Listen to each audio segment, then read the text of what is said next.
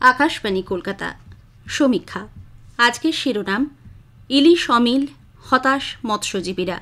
লিখেছেন গৌতম মণ্ডল। বাংলা ক্যালেন্ডার অনুযায়ী আষাঢ় মাস।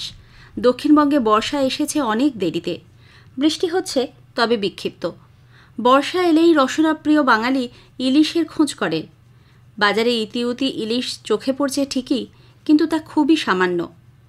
বাংলায় ইলিশের সিংহভাগ যোগান দেয় দক্ষিণ ২৪ পরগনা। এরপরেই রয়েছে পূর্ব মেদিনীপুর।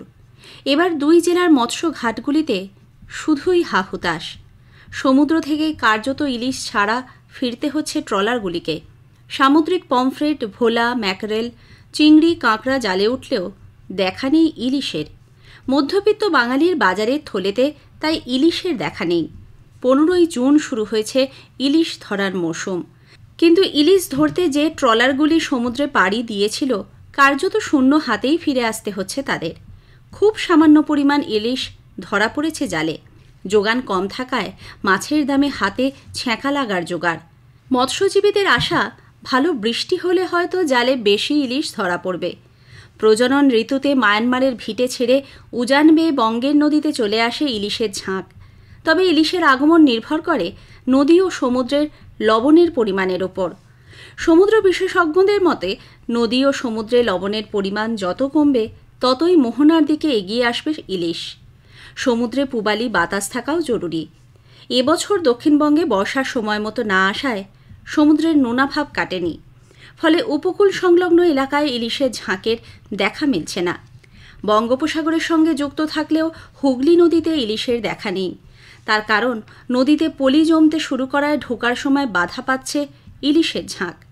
এছাড়াও মাত্রাতিরিক্ত ফিশিং ইলিশ অমিল হওয়াও একটি বড় কারণ বলে মনে করছেন মৎস্যজীবীরা। তাদের দাবি, প্রয়োজনের অধিক মাছ ধরায় অনেক সময় ওড়িশা উপকূলের দিকে চলে যায় ইলিশ। বাংলায় ইলিশ ধরে মূলত সুন্দরবনের কাকদ্বীপ, নামখানা, ফ্রেজারগঞ্জ, পাথর প্রতিমা, সাগর, রায়দিঘি ও ডায়মন্ড হারবারের মৎস্যজীবীরা। এরা বঙ্গোপসাগরে মাছ ধরেন। অন্যদিকে দীঘা, শঙ্করপুর, কাঁথির মৎস্যজীবীরা ইলিশ ধরেন ওড়িশা উপকূল থেকে।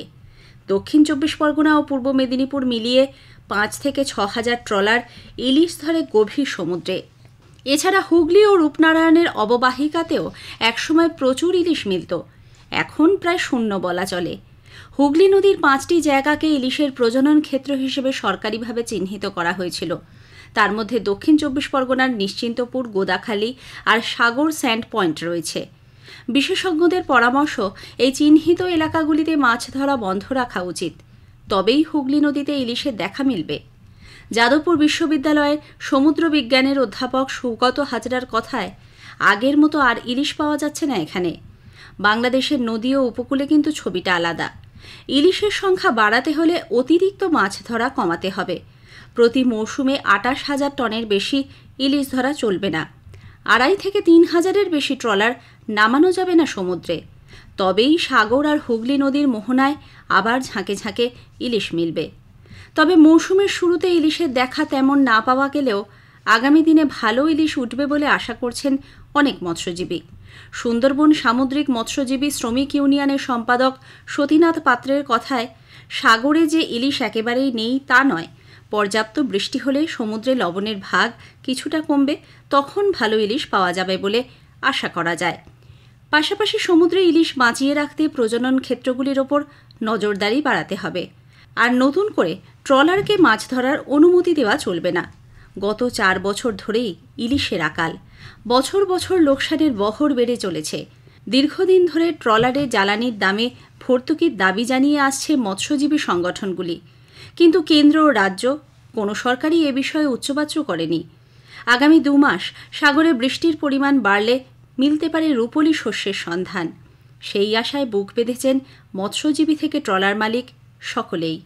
ইলিশ প্রিয় আমবাঙালিও তারই প্রতীক্ষায়। সমীক্ষা শেষ হলো। এটি লিখেছেন গৌতম মণ্ডল।